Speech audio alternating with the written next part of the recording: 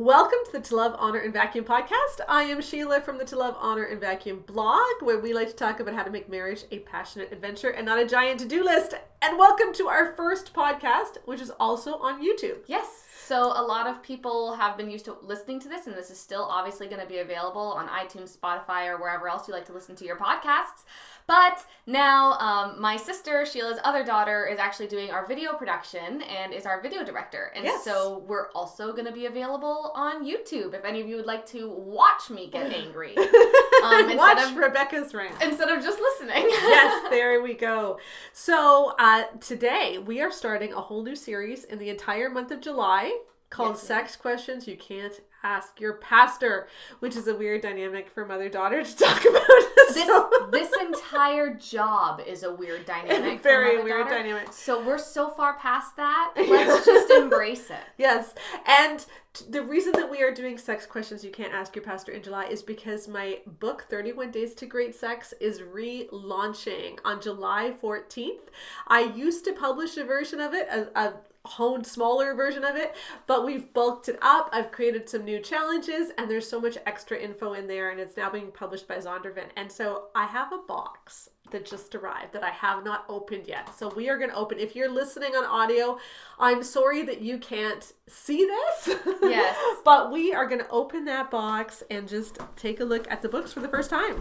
Yes. I feel like for the people on audio, this is going to be a weird ASMR opening boxes thing. Here we go. And I'm going to try not to stab your arm. Thank you. Okay. Ta-da! There we go. Lots of packing peanuts. Packing stuff that is bad for the environment. And yeah, there we go. 31 Days to Great Sex. Hey! There's a nice picture of me on the back. That's such a better picture too. I love that picture. Much better picture. Yeah. So here you go. Start your 31-day challenge. And this Sex Questions You Can't Ask Your Pastor, we are going to be doing a special event on July 9th, an online event. You can send me in your questions and I will do them. I will get to as many as I can. An hour and a half live event. You can also access the video afterwards. It's $20 to sign up. And if you sign up, you get a copy of this mailed to you. Plus you get our 24 sexy dares, perfectly free.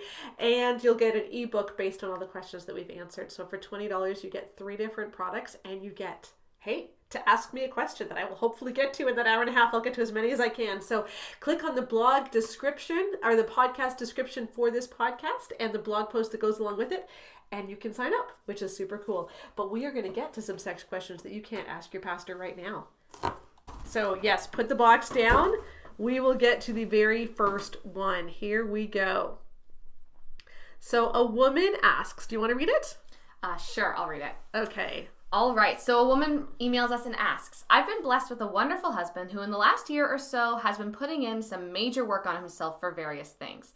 And he has been encouraging me to voice my needs more and to be more proactive in taking care of myself. Good guy. Yeah. Wonderful. Okay. Yeah. So what I found is that I am way more sexual than either of us gave me credit for because I was always waiting on him and he was always waiting on me. You see where this is going. Anyway, this learning curve has been great in so many ways, but it's also brought to light how timid and just awkward I feel in trying to signal interest to him and build up the mood in myself. Mm-hmm. I think it probably needs to be balanced with some advice for husbands too on how to respond and communicate because several times when I've tried, I've gotten weird reactions and it hits a tender spot in my heart. It makes me feel not quite safe in showing that side of myself even though I know that's not how he meant it. Okay, so here's a woman who kind of thought she wasn't very sexual. Yep. And kind of thought, I feel awkward about the whole sex thing, but as her husband's gotten a lot more emotionally healthy and emotionally available, and as he's encouraged her to voice her needs, suddenly her sexuality has blossomed. Yes, which is no surprise. No, exactly. Right? You rediscover that you're married to a really great guy who wants to be a great guy for you, and of course you're going to want him more. Yeah, so that's wonderful. So far so good, but the problem is she's still kind of dealing with this sex is awkward thing, so how do you initiate? Mm-hmm. And so she's tried to initiate a couple times, and he's like, what are you doing? That's kind of weird. Yeah, or it sounds also that she might be telling him, hey, this I don't like, and that he becomes very defensive about that, and he doesn't know how to react appropriately. Yes. So, So how do you initiate when you feel awkward? And I've actually written about this a couple times, and I will put a link to that in the podcast description, and I guess the YouTube description that goes along with this now too is how, different ways to signal yes to your husband, especially if you do feel awkward, or different ways to initiate. But I think honestly, it all starts with feeling confident in yourself sexually. Yeah, I think so too. Like, it's very difficult to feel confident with your husband unless you feel like sex is a good thing and a positive thing. Yeah, and I think also not only that sex is a good thing and a positive thing, but that sex is a good thing and a positive thing for you. Because I think a lot of people get that for other people, but it's hard when you yourself don't feel sexy. Right. Like, oh, well, sex is great for those people with, like, a 24-inch waist and, like, 34-inch hips, or, like, that ridiculous standard. And so I think if you're someone who wants to be more sexually confident, but you don't see yourself as someone who can have sexual confidence, that needs to be addressed, right? So, read The Good Girl's Guide to Great Sex. Okay, total selling feature here, but in 31 Days to Great Sex, so many of the first few challenges are all about how to talk to your spouse about this, and how to get over some of that awkwardness, and how to discover what God really meant sex to be, because it isn't supposed to be awkward. And how to get over that defensiveness, because this is a really hard thing to talk about. It's not just this woman. No. Right? Many couples find that they bring something up and their spouse kind of shuts down or gets defensive or is like, oh, I'm so glad you told me. And then they go and they're crying like somewhere, or just you know that you hurt them even though that wasn't the goal. And how do you talk about this without hurting each other but still saying what needs to be said? Like, I'm sorry, there's no easy way to say I haven't had an orgasm in 15 years, right? Yes, like, exactly. Exactly. So feel confident in yourself, read The Good Girl's Guide to Great Sex, read that, like understand that God made sex for you too, absolutely. But then we need to be able to talk to him too. Yes. And sometimes you just need to be totally blunt and just say, I feel so awkward. I want this to be a great part of our relationship, but I feel so awkward. So can we set up even some code words if you're feeling hot tonight and you might want to do something, you can even just say, I was thinking of making ratatouille for dinner. Yes, there you go. No one really makes ratatouille. It's way too much work, right? But you could, yes, I'm thinking of ratatouille for dinner tonight. Yes. What do you think? And he might say, I would love some ratatouille. Yeah. And then if he knows that's what you're thinking, then if you do some awkward initiation, at least he doesn't have to read between the lines. He definitely knows that's what it is. Yeah. Then if you're kind of trying something new to flirt and trying some way to kind of hint to him, hey, I am available. Yeah. He already knows that you're in the mindset, and so he's looking out for it more. Yeah. And so then you get the positive kind of feedback, and then you just slowly, it's just practice. All this stuff is just practice. And if it doesn't come naturally for you, you just might need to practice a little harder. Yeah. Yeah. I do have a bunch of ideas for how to flirt in the book and how to initiate sex that can help. But I love a quote from C.S. Lewis, which I think we all need to remember more. And it's from his book, The Four Loves. And he's talking about the different kinds of loves. And of course, one of the loves is eros, or erotic love. And he says, when we banish play and laughter from the marriage bed, we might let in a false goddess. And what he's saying is that a lot of us take sex way too seriously. Like, we forget how to play, and sex at its very nature is playing with each other. It's supposed to be fun. You're supposed to laugh. I mean, sex is funny. Like, you squeak, you make weird noises, you smell fun. Like, everything is kind of just a little bit awkward. And so we need to embrace that awkwardness, and we need to feel free to laugh about it. And I think when we make things really super serious, like... And we do that a lot in the church. We make sex super serious because this is a very important part of your relationship, and this is how he feels loved, and you must, have sex a certain number of times a week, and or else the angels frown at you. Yeah, and she must have an orgasm, and so we must always aim for orgasm. And believe me, orgasm is important, and we'll be talking about that later in this podcast. But sometimes we heap so many expectations on it that we forget just how to laugh. And I think when you're just figuring things out, you need to laugh. So, like, get fortune cookies. Play the fortune cookie game, okay? Like, get a fortune cookie, add the words in bed to the end of it, okay? It takes on a whole new meaning. Exactly. Yeah. You have the equipment you need for the task in bed. Exactly. Things, right? Like, you can't expect to be a lucky dog if you're always growling. You know? Exactly. My favorite one was reach out and lend a hand to a friend in need. Yes. Like, it just kind of makes you laugh. So let's just lower the stakes in a certain way, because you're able to take it a little bit lightly. Yeah. You can understand something is important without making it a burden.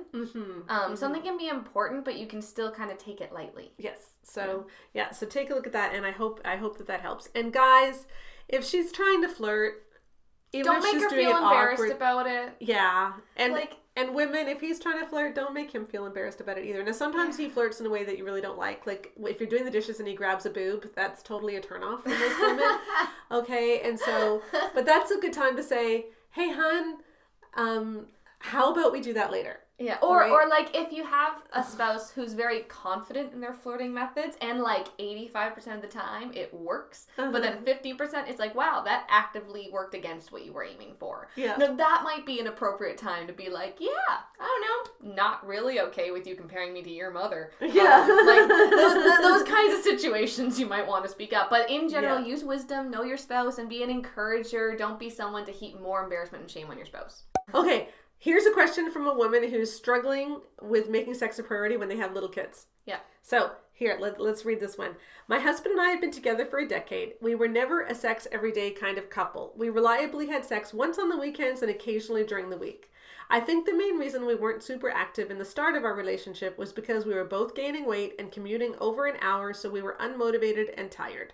Now we have 3 kids under 5, and we are struggling. We sometimes go for a few weeks without having sex, longer in rare cases, and I think what worries me the most is that we both seem to be okay with it most of the time. We're getting healthier and losing weight, and our kids all sleep well, but it seems like most evenings we're just so tired. In theory, we'd like to be having more sex, but neither of us is initiating, so it's not happening. Our relationship otherwise is pretty great. We make time to connect throughout the week and have a date night and almost every Friday. When neither of us is motivated to initiate, how do we make sex happen?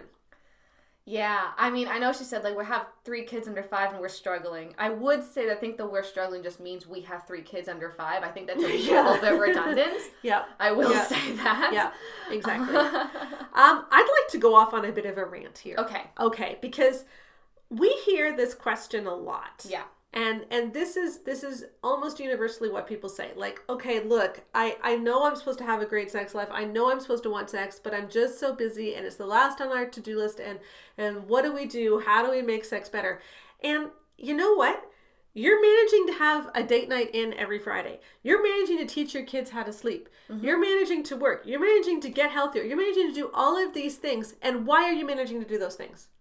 Because they're a priority. Yes. Right? You do the things which are the priority. And it's great that these things are the priority. Absolutely. That's wonderful. But I think that when people say, we just don't have time for sex, or somehow it's just not happening, the reason it's not happening is because it isn't a priority for you. Now, that may not be the case in some marriages. There might be some marriages where there's a lot of relationship issues that are going on, porn issues that are going on, and I'm not talking about that. I'm talking about a marriage where they're in a healthy place.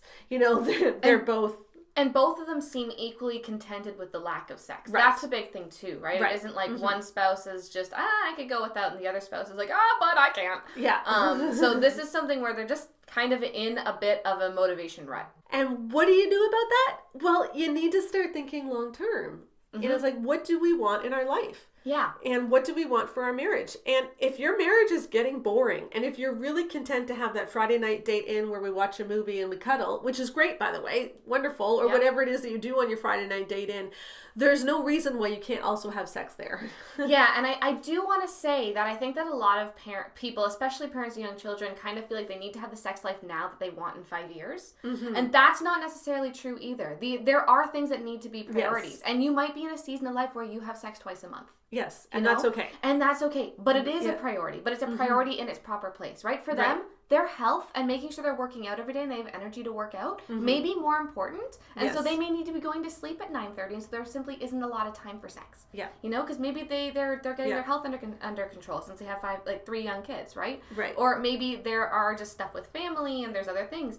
And that's fine, but letting something just completely go to the wayside, which later is going to be very important again, is not healthy. Is not healthy. It's as if you were in a situation where right now you weren't in a financial hardship. You weren't in financial hardship. And so you just kind of let yourself spend however you wanted. That's not setting yourself up for success later. Right? Even if you're not going to see any ramifications right now. And that's kind of what this seems to me. It's not about how if you have 3 kids under 5, you need to be treating yourself like an empty nester. Right. Or like you were as a newlywed. Yeah. But it's about asking, where do we want ourselves to be in 20 years? And do we want to have a marriage that fizzled out by the time our kids hit junior high? Yeah. And the other thing to realize is, okay, and we're going to be talking about this more in the podcast, but there's different elements that go into libido. Yes. Because some people have what we'll call a really sensitive accelerator. So it's easy for them to get in the mood. Okay, they just need to see the right thing, feel the right thing, whatever it might be, and even just decide to have sex. Even just mentally get in the right frame of mind, and their accelerator's pressed and they're raring to go. Some people, on the other hand, have really sensitive brakes. Yeah. Where it's really easy to turn them off. Yeah. So, they might be almost turned on, but then they remember that they didn't mop the floor. Or they forgot to return the text to their father-in-law. Right. Or whatever it might be, or whatever. And some people have very insensitive accelerators, so it's very, very difficult to get it going. And it sounds like these guys might both have very insensitive accelerators. Yeah. So they're not very sensitive. It's actually not that easy to get them going. And when you're like that, it's important to realize it and to admit it. It doesn't mean there's something wrong with you, by the way. Okay? Yeah. Like, we're all made differently. Some of us have insensitive accelerators, but insensitive brakes too. So once we get going, we keep going. Some people have insensitive accelerators and sensitive brakes, and that's really difficult combination. Yep. Like we're all different. And so if you have an insensitive accelerator where it's just really hard for you to get in the mood, I think it's important to remember that, like, God made orgasm for you. Like, orgasm helps you sleep better. You feel closer to your spouse. You relax more. You laugh more in your life. And so this does need to be prioritized in some way. Again, it doesn't need to look like you said, sex doesn't need to look like it did in the newlywed days. It doesn't need to look like what it's going to look like in 10 years. But you don't want it to fall to the wayside. And that just simply means deciding it as a couple that we are going to prioritize it. There's nothing magical else that you can do. There really isn't. And part of prioritizing it means that recognizing where you're at and then removing barriers, to having sex, right? So if you're someone who takes a really long time to warm up, maybe don't just give yourself half an hour in the evening where it's like, here's our sex window. It's from 9:45 to 10:15. Yeah. It's got to happen in the window, right? Yeah. Like, maybe don't do that. Maybe think, okay, we are going to have sex once every week to week and a half or so, right? Say, and that's not what I'm saying everyone needs to do, but say that's what they decide, right? So then they say, Tuesday nights, once we drop the kids off at, their grandparents' house, because that's grandma night or something. Yeah. We're just going to go home and there's no screens. Yeah. We have nothing to do except each other. Yeah.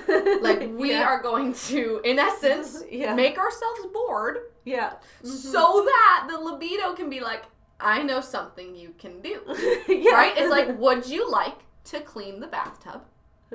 Or would you like to do the doo-doo? Like, can you and that can help. But I really think it is a matter of priorities. And, it's great that she's recognizing this, that this is a problem. But, the only magic thing that you can do is just realizing, okay, I'm not somebody who feels like I need sex a lot, and my husband isn't someone who feels like we need sex a lot. But we know that our relationship needs sex, at least occasionally. And so what can we do to get our accelerators going? What can we do to feed our libidos? And I am going to say, if you have a guilt mindset going into this, that's going to make it even harder. Yes. This isn't about, I should be doing more. It's about deciding what kind of relationship you want and realizing you have the power and the ability to actually pursue that relationship together. Yeah. And all it means is giving up a little bit of your, maybe Netflix time. Yeah. Or giving up some putting on the flirty underwear again. Yes. Like, shaving your legs. Just deciding that once there are holes in underwear, maybe those underwear just get tossed. And just recognizing that, hey, the reason we're going to have sex is because sex is good. It's Yeah. awesome. It helps me sleep. It feels great. It makes our relationship better. Hey, you even get fewer colds the more sex you have, fewer forms of some cancer, fewer forms of some mental illness. Like, let's just think through how great sex is and that it was made for you and you don't want to miss out on it. Okay, next question. Kind of a similar one where a woman says, do you want to read this one? Yeah, sure. I'll read this one. While filling out your recent survey, I realized that I am extremely blessed with a wonderful husband and a wonderful marriage. Yay! Besides that, my husband is an excellent, generous, caring lover. Double yay! Yay! When we have sex, I am always able to orgasm, and we have a great time together. However, we currently have sex only about 3 times a month. We have kids, we're busy and tired. I also, admittedly, have some body image issues, but overall, there really isn't an excuse for a sparse sex life. How can I make myself want sex? It's not an issue of bad sex or not having my needs met, so what's the deal? Again, I think with so many people, we don't understand that we might have sensitive brakes or a very insensitive accelerator. Yeah. And some people have very sensitive brakes. I have very sensitive brakes, to tell you the truth. And maybe that's too much information for and you. I think that people can have different levels of sensitivity throughout the marriage too, right? If you're someone who is like revved and raring to go with like super, like the brakes didn't even exist, right? Yeah. And then, you have kids and all of a sudden you've gone through the hormones and the breastfeeding hormones and your body's changed and you're tired all the time. Yeah. And you always have a banana somewhere in your hair. Like you have a little bit of banana somewhere. Her son just started eating bananas. Yeah. I'm telling you, banana is so sticky. No, but you can switch, and so you still might see yourself as one way and not understand, wait, what happened to me? Yeah. Right? Yeah. And I think just rephrasing it not as just higher or lower libido, but as how does your libido work? Not just how much do you have? Yeah. And that's why I think it's helpful to think in terms of accelerator and brakes, because libido really is both issues. And I think a lot of people, so it's not just whether you can get going, but are things actively turning you off? Yes. And a lot of people have a lot of things actively turning them off. And this is what a lot of men don't understand about women too. Like they'll say, look, it feels great for you. Yeah. Like you really enjoy it. So why don't you want it? And she's like, I don't know why I don't want it. And so, think about this. Like if you think about it, what are the feelings that you have when you actively don't want sex? Like, what are you doing? Even make a list of like some times where you've had great sexual encounters and sometimes where you've had terrible ones, and like, are there any commonalities with the terrible ones? And often we'll find, you tend to have terrible sexual encounters when you just have a lot on your plate. You're worried about tomorrow. You have so much going through your mind, or you haven't had time to yourself today, and you just want people not to be hanging off of you. And these things can all weigh on us. And so when we can start to identify these things and figure out what is it that stops me from wanting sex. And I go through a lot of that in my Boost Your Libido course. Like, what is it that stops me from wanting sex? And then kind of get rid of those issues and deal with those issues. That can help. But it does come from a mindset. I think when women are waiting to want it, it very rarely happens. Yeah, and I think that what you were talking about for the previous woman applies here too, right? Where we need to remember that sex is not only a good thing, but it's a good thing for us, like individually. And when you have this kind of situation where you're like, I have a wonderful husband, what's wrong with me that I can't want it? It might help if you change your mindset so that it's not about, oh, I'm failing my husband this way, I'm not doing enough here, I'm like, the problem is with me, and more recognizing, okay, we do have sex like 3 times a month. So what gets me there in those times? Yeah, like why is it that I want it in those times? So let's not just focus on the 17 times you don't want it. Let's also focus on like the 3 times you do. Yeah, and right? What do those things have in common? And see, it might be that you were more relaxed, that you had a lot more time with your husband that night, that you had less time with the kids, whatever it might be. But I also think, and this is a really important concept, this is module 1 in Boost Your Libido, so I'm going to give you a little bit of a preview, okay, to that course. But a lot of us grow up thinking libido looks like this, all right? Because no matter what movie, TV show, whatever it is that you watch, the plot when it comes to sex is always the same, right? So the couple is together, and they start to pant, and then they kiss, and then the clothes come off, and they end up in bed. Yeah. No matter what you watch, that's what it is, right? So they're panting, and then they're kissing, and then the clothes come off, and they end up in bed. And so that's what we think sex is, right? You pant, you kiss, close, bed. Pant, kiss, close, bed. That's sex. But then there you are at the end of the day, scrubbing out the roasting pan, and you're waiting to pant. and you're not panting, and so you figure that you're just not in the mood. And what researchers have found is that for women, that desire to have sex, what we would call libido, actually comes after arousal quite often. So in other words, when you start to kiss, when you start to make out, you start to touch, that's when desire kicks in for a lot of women. He's right there. Yeah. Winston. But if you're waiting magically for desire to start, often we just think we're not sexual beings. Yeah. And so I think a lot more women, it's like I remember when you guys were little and we would go to hotels. Are you about to ruin something from my childhood? No, I'm not. Okay. Don't worry. Okay. But we would go to hotels, and of course the most fun part for kids when you go to a hotel is the TV. No, the pool. Oh yeah, the TV, because we didn't have TV. Okay. For most kids, the most fun part is the pool. Yeah. And so you and Katie and your dad and I would go down to the pool, and the three of you would jump in, and I would stand there on the top step. Yeah. And I would be like, it's so cold, do I want to? And I would put my toe in the second step, and gradually you let yourself in. And meanwhile, I've missed the whole, by the time I finally got in, you guys were ready to come out. Yeah, we were exhausted and cold. Because you were playing Marco Polo, doing all that stuff.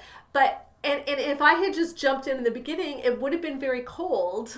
Yes. But I would have had fun. And I think for a lot of us women, we just need to understand that you need to not step on just the top step of the pool, and you need to just jump into the deep end. Yeah, and I think that focusing on, when you do have sex, like, you usually feel better afterwards. Yeah. So kind of reminding yourself of that, Mm-hmm. it can help you put it more as a priority, because it's not just something you're doing because you feel like you have to because of your husband. It's something that you're doing because you know you're going to get benefits yourself. Yes. So there's sex questions you can't ask your pastor. Remember, we want to figure out what our accelerators are. If we have a sensitive break, get rid of that, but also understand that libido looks different than what we often think. And the more we can think positively, remember the great parts of sex, the easier it will be to embrace it and make it a priority. Okay, we now have a question that you probably don't want to answer. We're doing some more explicit ones, and we just don't think you necessarily want to watch a mother-daughter pair talk explicitly about orgasms, or listen to it. So I'm gonna zip out. And I will do these ones myself. Okay, so here we go. Here's another question. My husband and I have been married for just a few years, and I've never orgasmed. Since listening to your podcast and reading your blog, I have mentioned this to my husband a few times. For a few days, it's clear he's trying harder to please me. The problem is I'm not sure if what I feel is actually pleasurable, and I end up pushing him away and not being able to carry on. When he rubs my clitoris, I feel something, but I wouldn't naturally call it pleasure. Sometimes it's more like pain or discomfort. I may have some shivers, but it gets to a point where I feel scared to continue, partly because I don't know what will happen, partly because I'm not sure it's really enjoyable. Mentally, I'm telling myself that it's pleasurable, not discomfort, but I'm not sure. After a few times of this, my husband seems to give up again and won't focus on me like that until I mention it again. What is it that I'm meant to be feeling down there? Do you have any advice for me to push through and get past the fear? I'm hoping that once I've experienced it, I'll understand what the fuss is about. All right, couple of things here. First of all, people, we really need to get away from this idea that it's okay to have a sex life where only he orgasms, especially for years on end. Like, that's just not okay. I understand that some women have difficulty reaching orgasm. And, when I did the surveys for the Good Girls Guide to Great Sex, I found that the best years for sex and marriage were years 16 to 24. Like, it takes some people a lot of time. I don't want it to take that much time for you, which is why, again, check out 31 Days to Great Sex. There's some great exercises in here to help you reach the big O.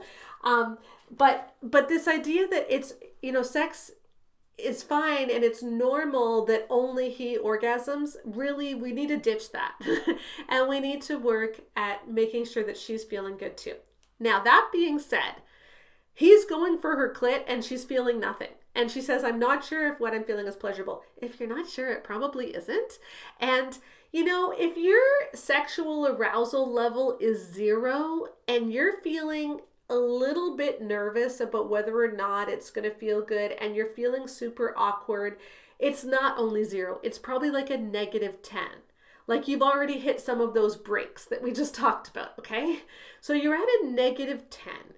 And when you're at a -10 and someone touches your clitoris, it's just really icky. Like, it's almost the equivalent of a pap smear. And I don't think a lot of men get this, but like it is almost the equivalent of a doctor giving you a pap smear, because that's the context. Like if you're not aroused and someone touches your genitalia, it feels like a doctor's office. And so yeah, it may not be that stimulating.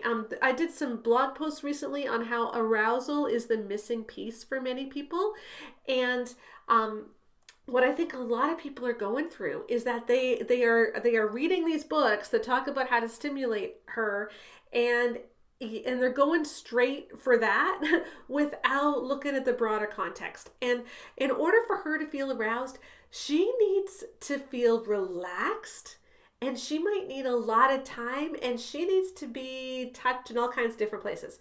You know, there's a natural progression to sex. And this is what we talked about in some of those blog posts, which again, I will link to in the podcast descriptions for all of these, wherever you're watching it on whatever platform. Please go look at the post that goes along with this podcast, because there's always lots of rabbit trails. But I want to call this the Happy Days phenomenon, okay? For those of you who might be a little bit older, like me, Generation X, you'll understand this, but we grew up watching the show Happy Days. And Richie Cunningham, Ron Howard, before he was a director, he was the star of Happy Days. His character had this song he used to sing whenever he went up to the makeout hill, Blueberry Hill. And he would sing, "I found my thrill on Blueberry Hill." And this was a running thing throughout the show. And basically there was this makeout spot that the teenage boys would take the teenage girls. Now, I am not advocating for making out in the backseat of a car. That's not what I'm trying to say. But what they found was that making out was really fun, and that's all they were doing in Happy Days. They were just simply kissing. That's basically all they were doing. And sometimes they would joke about whether they got to a different base or whatever, but basically you're just kissing, and kissing for long periods of time when there's no expectation that it's going anywhere else can be very arousing. And yet a lot of us women have missed that arousal piece because we didn't make out a lot before we were married, or once we were married, we went right to sex without getting aroused again, and then we've never figured out how to get that arousal back. So if touching the clitoris is not feeling good, you got to back up several steps, because, you know, that's, even if you use the baseball analogy, right? You've got first base is kissing, second base is, I think, I never really thought into these terms, but I believe it's going under the shirt. You know, third base is heavy petting and home plate is sex. Well, you don't get to third base before you go through first and second. So let's do the full thing there. And I think that might help. So I would say stop with going right for the clit and start with kissing and touching, and start with a bubble bath, and stop putting so much pressure on yourself that way. But also understand that like her pleasure does matter, and going for years without her being aroused is not okay. So we've got to back up. We've got to figure this out. Again, lots and lots. That's really how I made 31 Days to Great Sex, is that we don't go right to third base or fourth base. Like we start with what you believe about sex, the lies you may have internalized, body image issues, how to flirt, how to become more affectionate, how to get rid of baggage, how to deal with porn. We deal with all of this stuff before we really launch into how to have an orgasm. And I think that's all really important too. It's just lead up to this, because a lot of us have forgotten some pretty big steps, because as soon as we get married, we think we're supposed to have sex, and then we miss out on all the steps that women especially need to relax and feel comfortable. All right, next question. Here we go. She says, "My husband and I have been married for a decade. We were both virgins at marriage. Our love life has been increasing in intensity over the last few years, although I've only had orgasm through intercourse 1 to 2 times at the very beginning of our marriage. Out of some complacency, some frustration, and a lot of naivety, we have not pursued orgasm for me successfully until learning that many of my friends are orgasming with their husbands through manual stimulation. I want to too. I've read your posts about orgasm, but I'm having trouble not being frustrated. We've tried a variety of times, but not successfully. How long does it take before people are successful? And does the clitoris need continual, uninterrupted stimulation to reach orgasm, or can it be interrupted and continue to orgasm during the course of an encounter?" Okay, so I would say a lot of the things that I said for the previous person apply here too. Don't go straight for the clit. Work on kissing, touching, getting her aroused in other ways first. Even just sometimes a guy running his fingers along the inside of your arm, the backs of your legs, your stomach, everywhere except the erogenous zones for quite a while can actually be what women need in order to feel like, oh wow, some parts of me actually want to be touched. So try some of that first. And then in terms of stimulation, yeah, like for a lot of women, manual stimulation and oral stimulation work a lot better than intercourse. Doesn't mean you can't reach orgasm through intercourse. And later this summer, I'm going to be creating a how to have an orgasm course where we look explicitly on how to reach orgasm first through stimulation and then how to increase the chances that you can reach it through intercourse. But how long does it take? It really depends. Because it depends on your relaxation level. It depends on whether he's touching you in the right way. It depends on so many different things, what's going on in your head. But I will say that it can be a lot faster if he is touching you right. Studies have shown that when masturbating, men and women can reach orgasm at roughly the same amount of time. It's not that women take longer, but with manual stimulation, women take a lot longer. And that often is because men don't know necessarily where to touch. The clitoris is very, very small. It's not a large piece of anatomy, and he could be missing it. He could be doing the wrong pressure, whatever. So I would say if you take his hand and almost, or his fingers, and you show him exactly how you want to be touched, that can help a lot. That can speed it up. But you also need to pay attention to what your body is feeling and allow yourself to let go. So a lot of it really is a mind game. I will say, that if you just haven't reached orgasm that way, setting aside a night where you say, no matter how long it takes, we are going to relax and we're going to do this together can really help. And just don't give up, because what happens with a lot of women is we start thinking, I'm taking too long, he's getting bored, this isn't working, I don't know if I'm feeling anything, he must be upset, and we start second guessing what he's feeling, and then we don't let ourselves feel pleasure. So, take a night where and allow him to reassure you that no matter how long this is going to take, we are going to get there. Show him how you want to be touched. Use his hand as if it were yours. Think positive thoughts, have lots of massage oil, lead up to it well, and just see if that can help. But you can get there. It just may take a while, but you can get there. Women were designed for pleasure, even more so than men in some ways. We're capable of multiple orgasms and in ways that men aren't. And so it can take a while to get there, but when you do, it can be really wonderful. So there you are. That was our first edition of Sex Questions You Can't Ask Your Pastor for July of 2020, when we are celebrating the launch of 31 Days to Great Sex. Thank you for joining me for some of our questions. Yeah, no, for sure. And thank you for not being here for some of the other ones. Yeah, again, no problem. And remember, July 9th, our live event for Sex Questions You Can't Ask Your Pastor. Register now and you will be sent a copy of 31 Days to Great Sex, a copy of our 24 Sexy Dares, which are really fun. That's an online thing that you can download right now and have fun with those tonight. And then after our Sex Questions You Can't Ask Your Pastor advice is over, I will be making a document full of the 75 most common questions, and I will send that to you as well. So it's $20. Register now. There is a link in the podcast description for this, and I will see you on July 9th.